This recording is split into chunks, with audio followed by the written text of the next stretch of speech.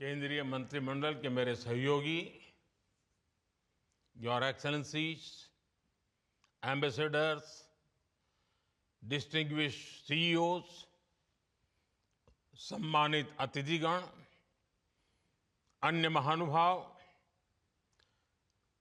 देवी और सज्जनों, India energy week में देश और दुनिया भर से यहाँ यशोभूमि में जुटे सभी साथियों को नमस्कार। आप सभी सिर्फ एनर्जी वीक का हिस्सा भर नहीं है, आप भारत की एनर्जी एम्बिशंस का महत्वपूर्ण हिस्सा है। मैं आप सभी का अभिनंदन करता हूं। विदेश से जो मेहमान आए हैं, मैं उनका भारत में स्वागत करता हूं। साथियों, दुनिया का हर एक्सपर्ट आज कह रहा है कि 21st सेंचुरी भारत की सेंचुरी है।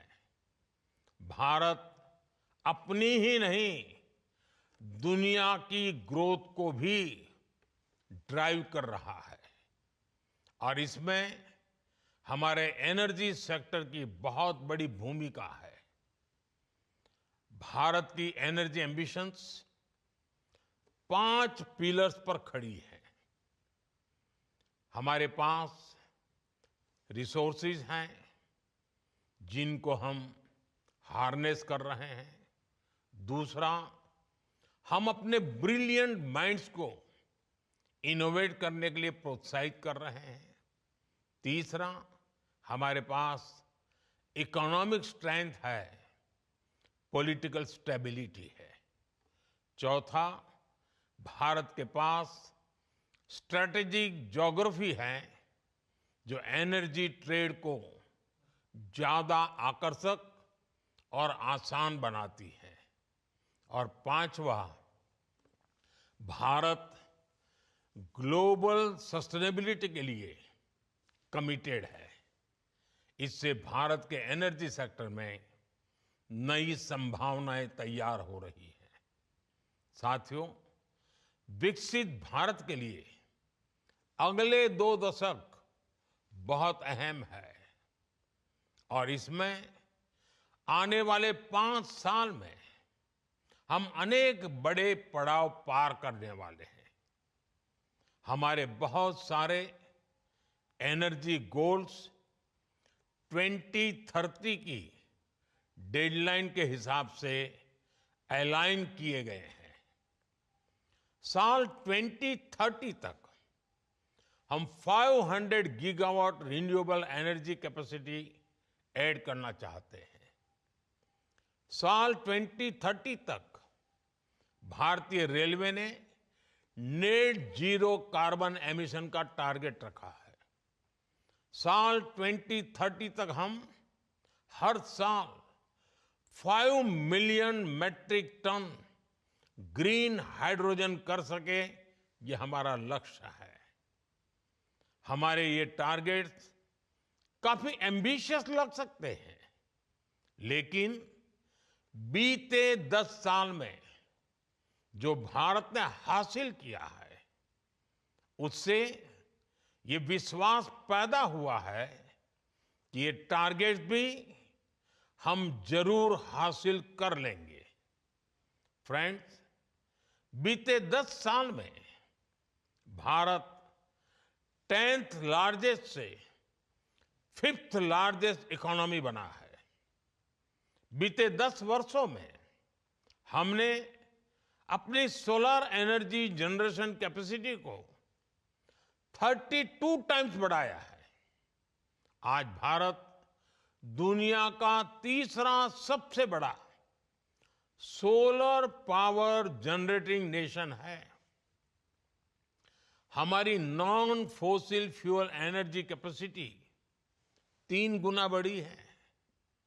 भारत G20 देशों में पेरिस समझौते के लक्ष्यों को पूरा करने वाला पहला देश है। भारत कैसे अपने लक्ष्य समय से पहले प्राप्त कर रहा है, इसका एक और उदाहरण है इथेनॉल ब्लेंडिंग।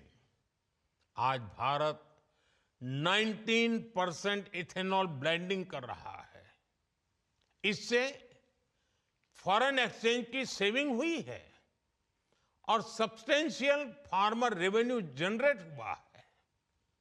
साथ ही CO2 एमिशंस में सिग्निफिकेंट कट भी आया है। हम अक्टूबर 2025 से पहले ही 20% इथेनॉल मैंडेट अचीव करने की राह पर है। आज भारत की बायोफ्यूल्स इंडस्ट्री तेजी से ग्रो करने के लिए तैयार है। हमारे पास 500 मिलियन मैट्रिक टन्स का सस्टेनेबल फीडस्टॉक है। इंडिया की G20 प्रेसिडेंसी के दौरान ग्लोबल बायोफ्यूल्स अलायंस बना और लगातार एक्सपांड हो रहा है। इससे 28 नेशंस और 12 इंटरनेशनल ऑर्गेनाइजेशंस जुड़ चुके हैं। ये वेस्ट को वेल्थ में ट्रांसफॉर्म कर रहा है और सेंटर्स ऑफ एक्सीलेंस सेट कर रहा है। साथियों, भारत अपने हाइड्रोकार्बन रिसोर्सेज के पोटेंशियल को पूरी तरह से एक्सप्लोर करने के लिए निरंतर रिफॉर्म्स कर रहा है। बड़ी डिस्कवरीज और गैस इंफ्रास्ट्रक्चर के व्यापक विस्तार के कारण हमारा गैस सेक्टर एक्सपांड कर रहा है। इससे हमारे एनर्जी मिक्स में नेचुरल गैस का शेयर बढ़ा है। भारत अभी 4th लार्जेस्ट रिफाइनिंग हब है और हम अपनी कैपेसिटी 20% तक बढ़ाने में जुटे हैं। साथियों, हमारी जो सेडिमेंट्री बेसिन्स है, इसमें कई सारे हाइड्रोकार्बन रिसोर्सेज मौजूद है। इनमें से कई का पता चल चुका है और कई ऐसे हैं जिन्हें खोजा जाना बाकी है, जिनका एक्सप्लोरेशन बाकी है। इंडिया का अपस्ट्रीम सेक्टर और आकर्षक हो, इसके लिए सरकार ने open acreage licence policy OALP बनाई है। एक्सक्लूसिव इकोनॉमिक जोन को खोलना हो या सिंगल विंडो क्लियरेंस सिस्टम बनाना हो, सरकार ने इस सेक्टर को हर तरह से मदद दी है। Oil fields regulation and development act में हुए बदलाव के बाद अब स्टेक होल्डर्स को पॉलिसी स्टेबिलिटी, एक्सटेंडेड लीजेस और इंप्रूव्ड फाइनेंशियल टर्म्स की सुविधा भी मिलेगी।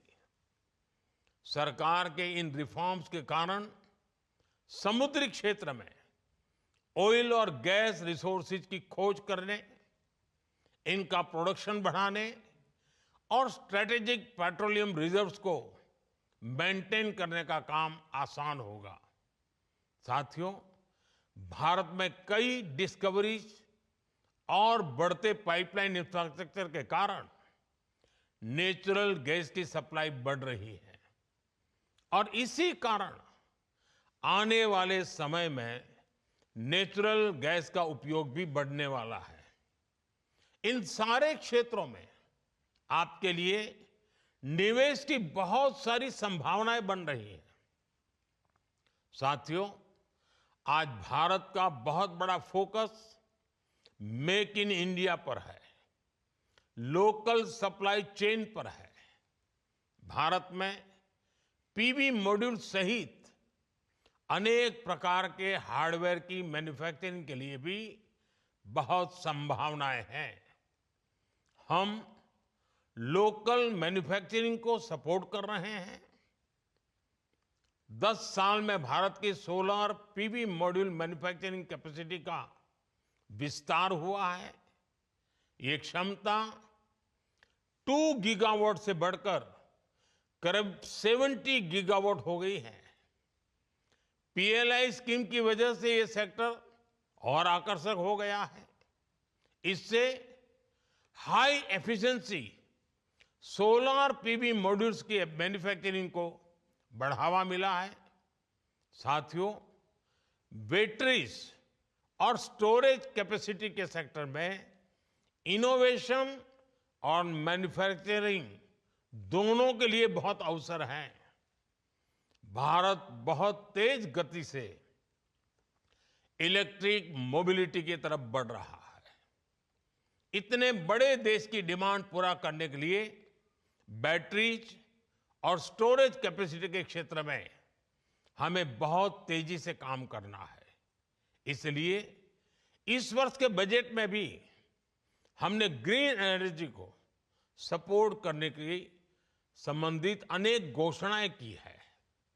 सरकार ने ईवी और मोबाइल फोन बैटरी की मैन्युफैक्चरिंग से जुड़ी कई चीजों को बेसिक कस्टम ड्यूटी से बाहर किया है।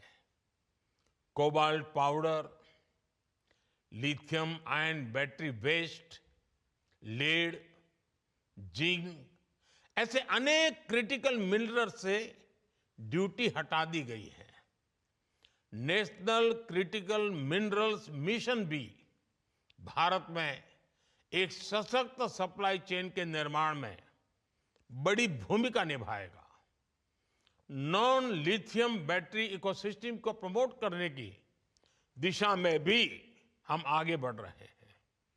इस वर्ष के बजट में हमने न्यूक्लियर एनर्जी सेक्टर को भी ओपन कर दिया है। एनर्जी में हो रहा हर इन्वेस्टमेंट नौजवानों के लिए नई जॉब्स क्रिएट कर रहा है, ग्रीन जॉब्स के अवसर बना रहा है। साथियों, भारत के एनर्जी सेक्टर को मजबूती देने के लिए हम इसे जनता की पावर से लैस कर रहे हैं। हमने देश के सामान्य परिवारों और किसानों को ऊर्जादाता बनाया है। बीते साल हमने पीएम सूर्यघर मुफ्त बिजली योजना शुरू की। इस योजना का स्कोप सिर्फ एनर्जी प्रोडक्शन तक ही सीमित नहीं है। इसमें सोलर सेक्टर्स में नई स्किल्स बन रही हैं, नया सर्विस इकोसिस्टम बन रहा है और आपके लिए निवेश की संभावनाएं भी बढ़ रही हैं। साथियों, भारत ऐसे एनर्जी सॉल्यूशंस देने के लिए कमिटेड है जो हमारी ग्रोथ को एनर्जाइज करें और हमारे नेचर को भी एनरिच करें। मुझे विश्वास है इस एनर्जी वीक से भी इस दिशा में कुछ ठोस रास्ते निकलेंगे।